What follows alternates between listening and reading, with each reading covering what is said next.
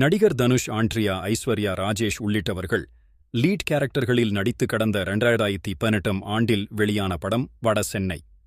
வடசென்னை மக்களின் வாழ்க்கையை மையமாகக் கொண்டு இந்த படத்தின் கதைக்களம் அமைந்திருந்தது.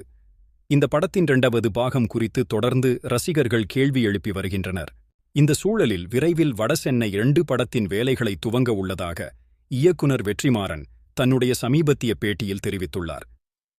சூர்யாவின் வாடிவாசல் படத்தையும் வெற்றிமாறன் இயக்க உள்ளதாக கூறப்படும் சூழலில் முதலில் வாடிவாசல் படத்தை இயக்குவார் என்று கூறப்பட்டுள்ளது. இதனிடையே வடசென்னை 2 படத்தை வெற்றிமாறன் இயக்காமல் அவரது உதவி இயக்குனர் இயக்க உள்ளதாக முன்னதாக தகவல்கள் வெளியாகின. இந்த படத்தை வெற்றிமாறன் தயாரிக்க உள்ளதாகவும் தனுஷ் இந்த படத்தின் நாயகனாக நடிக்கப் போவதில்லை என்றும் தகவல்கள் தெரிவிக்கப்பட்ட சூழலில் தற்போது அது குறித்த இந்த தகவலையும் தெரிவிக்காமல் வெற்றிமாறன் வடசென்னை 2 படம் குறித்து பேசியுள்ளார்.